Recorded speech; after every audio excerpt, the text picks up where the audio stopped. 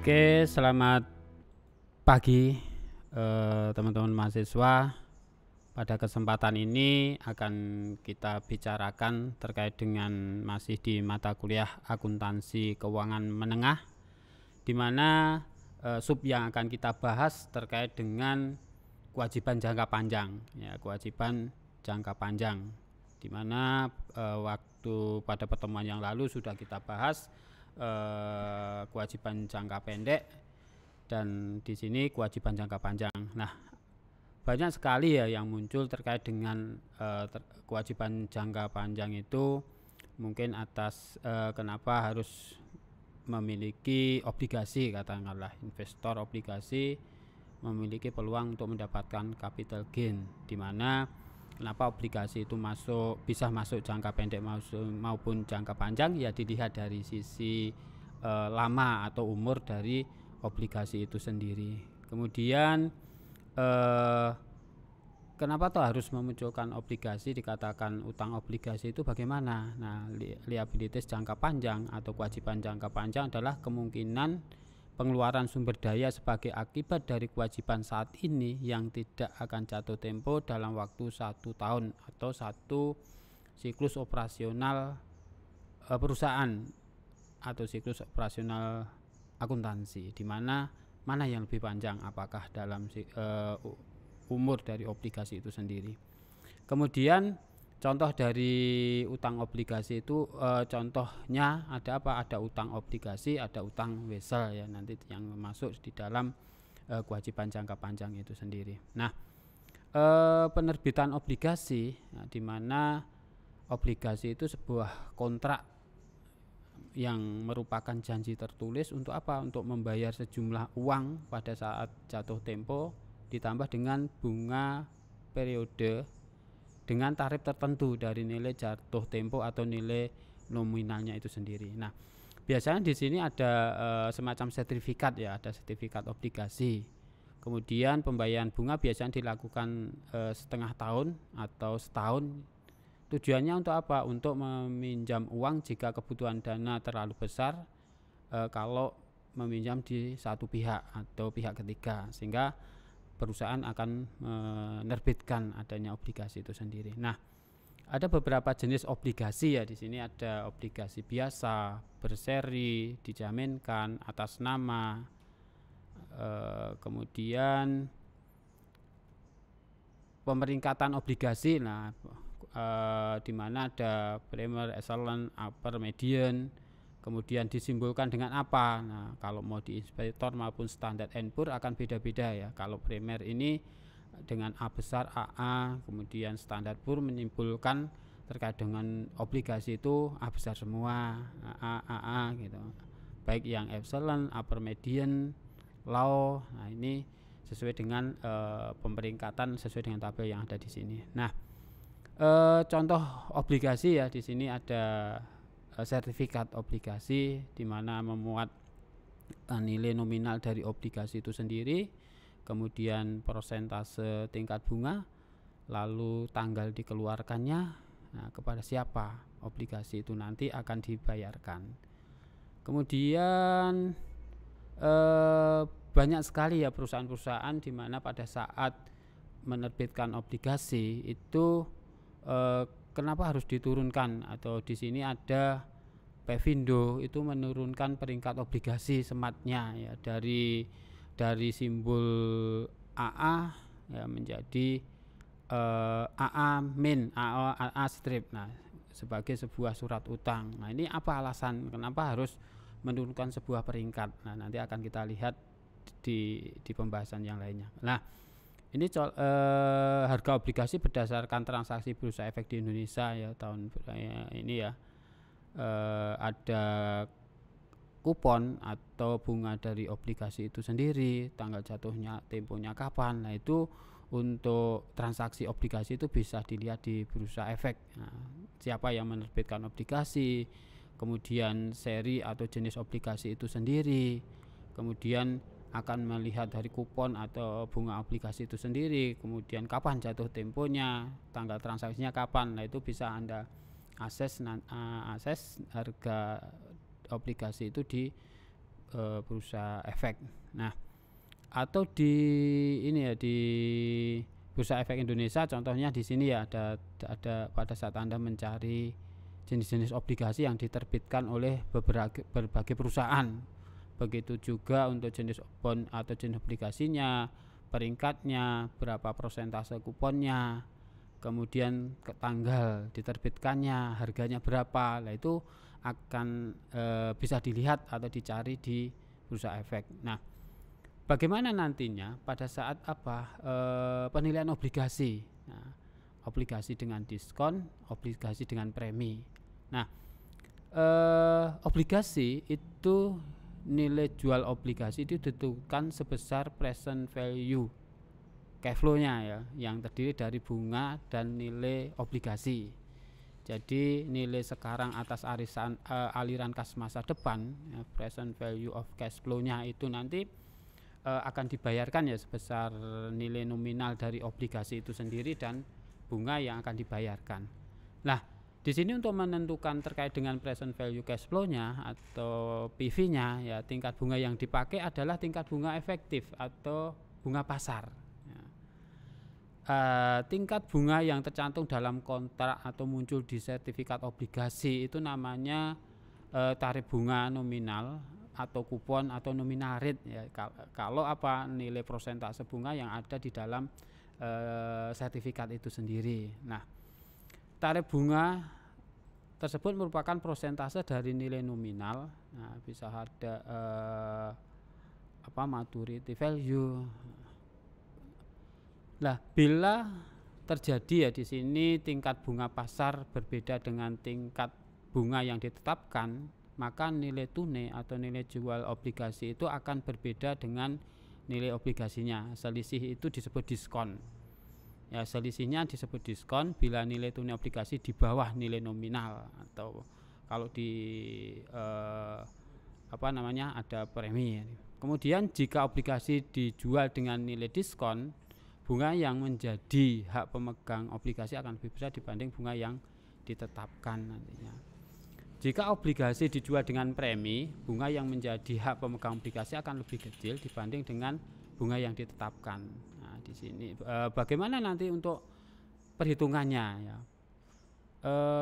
Bagaimana menghitung bunga yang benar-benar dibayarkan pada pemegang obligasi setiap periodenya? Ya, Anda lihat tarif nominalnya, tarif nominal dari obligasi yang ada di dalam sertifikat obligasi dikali nilai nominal obligasi. Nah, bagaimana menghitung bunga yang benar-benar dicatat sebagai biaya bunga yang menjadi hak pemegang obligasi oleh penerbit obligasi? Ya, tarif efektif kali nilai buku dari obligasi itu sendiri. Nah, kemudian menghitung nilai jual obligasi, nah, tentukan pada tingkat bunga pasar. Lalu menghitung nilai jual, nah menghitung present value nilai jatuh tempo ditambah dengan apa? Menghitung present value atas bunga. Kemudian yang dipakai ya untuk menghitung present value-nya itu adalah tingkat bunga pasar. Untuk pembayaran bunga itu bisa setengah tahunan ya. Biasanya pembayaran bunga itu tengah tahunan. Contohnya seperti ini misalnya ya. Jika bunga nominal itu bunga yang ada di sertifikat obligasi, kalau bunga pasar 6%, maka obligasi terjual dengan premi atau agio. Karena apa? Karena bunga pasar itu lebih rendah dari bunga nominal, sehingga nantinya secara logika yang dibayarkan itu lebih tinggi dari nilai nominal, nah, sehingga muncul premi atau agio. Nah, jika bunga pasar itu sama dengan bunga nominal, maka obligasi yang dijual itu sebesar nilai nominal sesuai dengan yang ada di dalam nilai obligasi itu sendiri.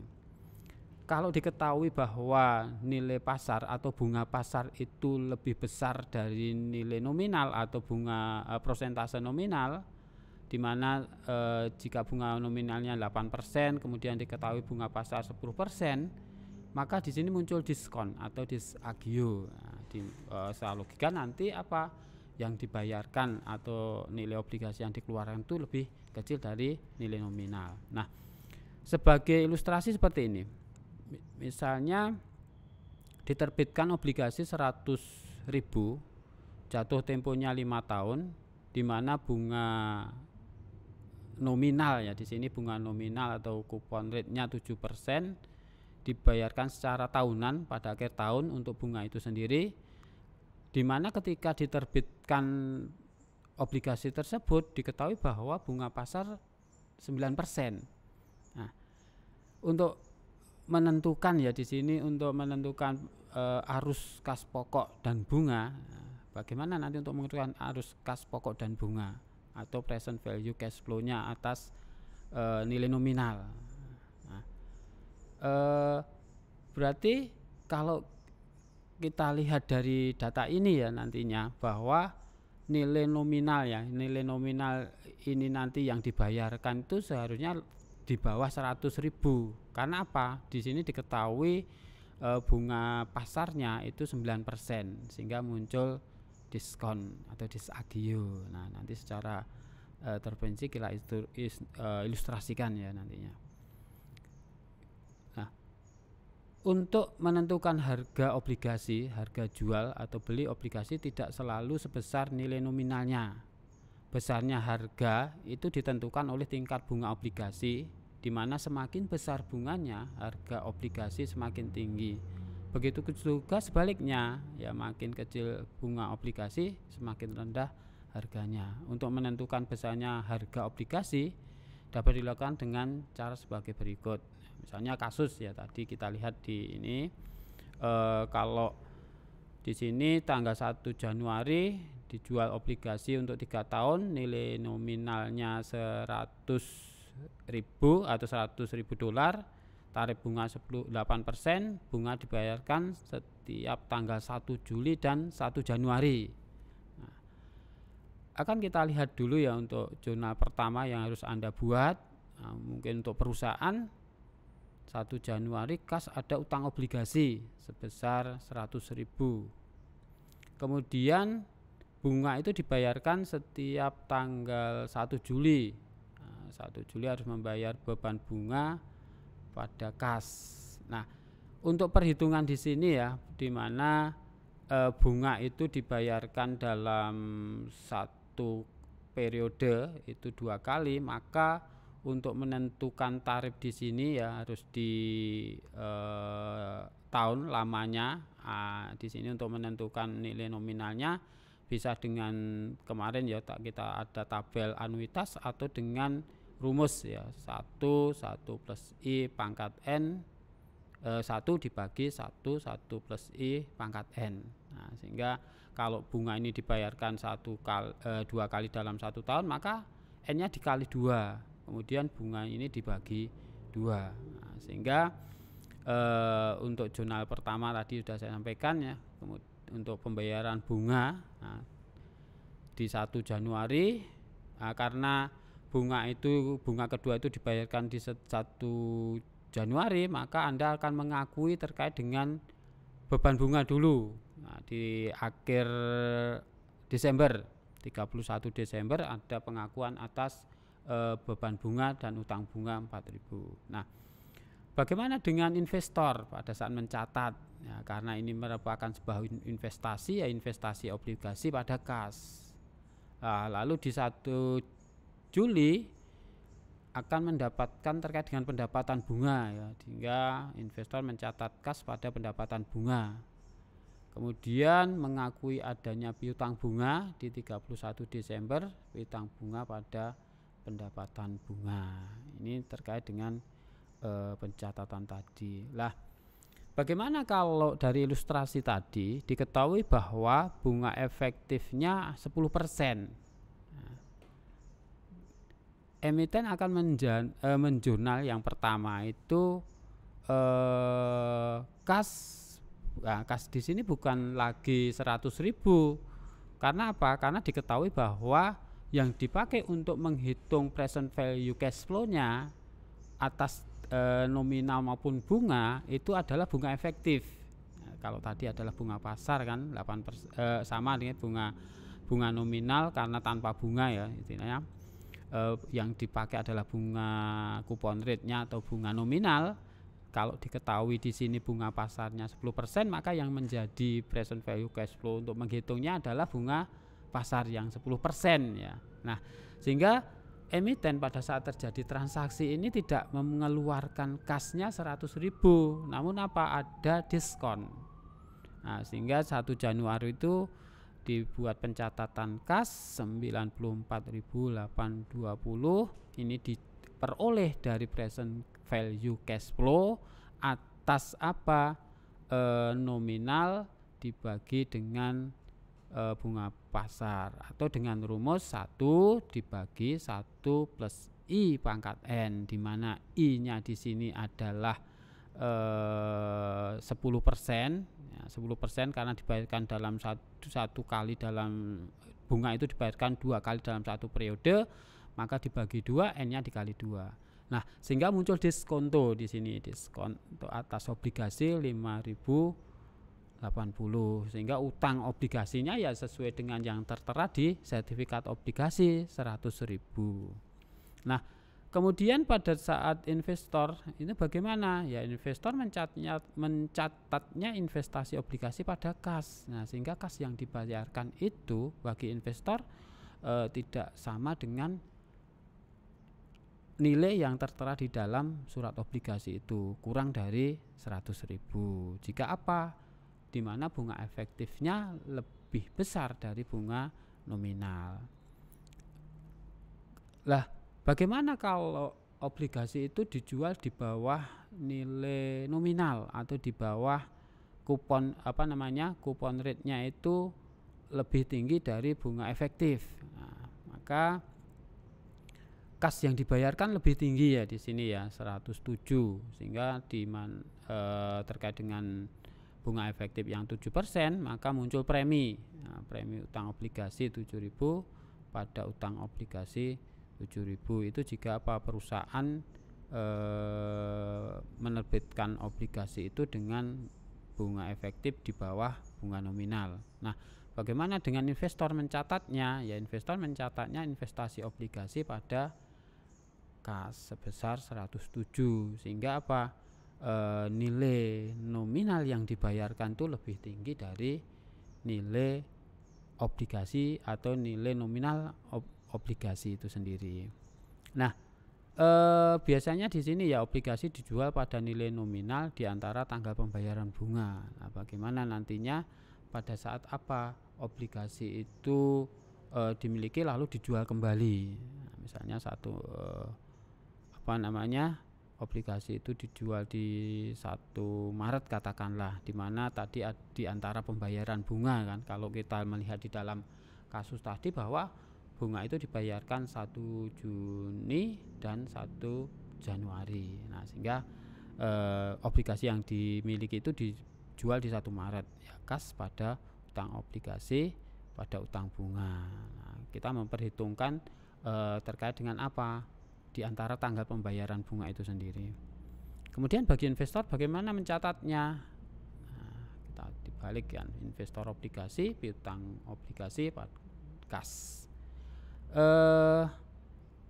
Kemudian di 1 Juli ya, terkait dengan pembayaran bunga tadi, nah, beban bunga 2667, utang bunga 1.330 pada kas, itu bagi emiten atau perusahaan yang menerbitkan obligasi.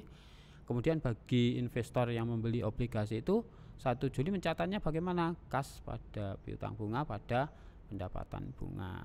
Nah, itu terkait dengan obligasi. Begitu juga bagaimana saat wesel ya. Kalau di awal dulu ada wesel tagih, nah di sini ada wesel bayar. Ya.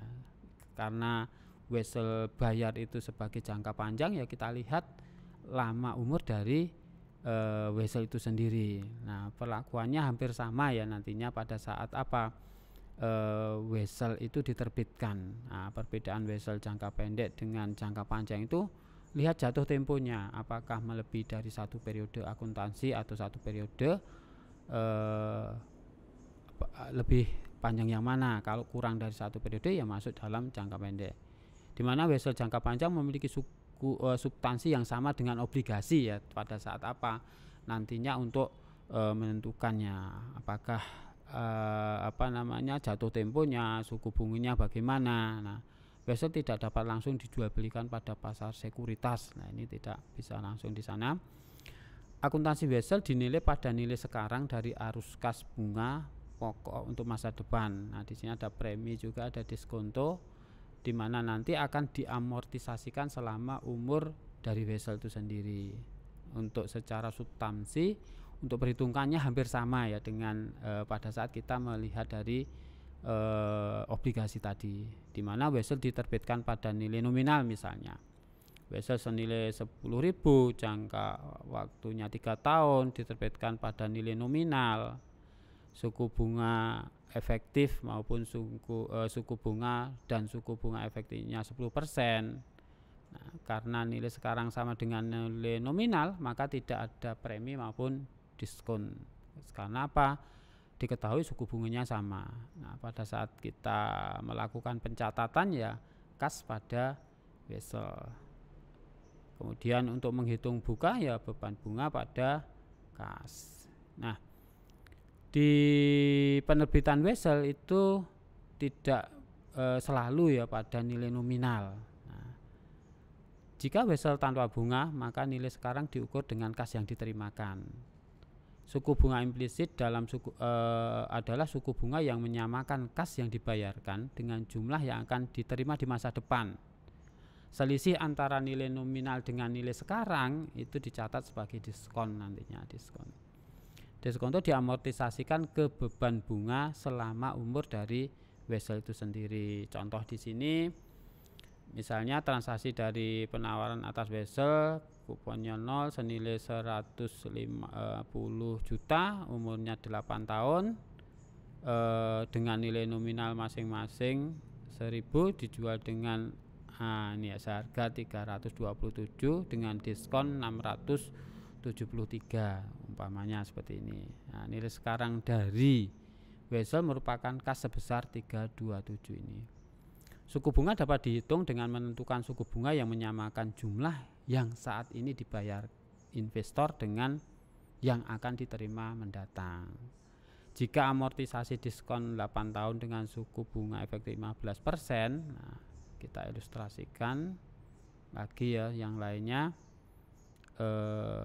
Ini, nah, di sini ya terkait dengan ilustrasi di sini 3 tahun dengan nilai 10.000. Nah, untuk menentukan kas masa depan ya 7.720,80, nah, kas yang akan diterbitkan dengan 9% ini misalnya. Nah, ini 9% ini untuk 3 tahun kan. Nah, 9% ini nah ketemu 0,77218, di mana ini itu bisa dilihat di tabel anuitas maupun kita hitung dengan rumus tadi.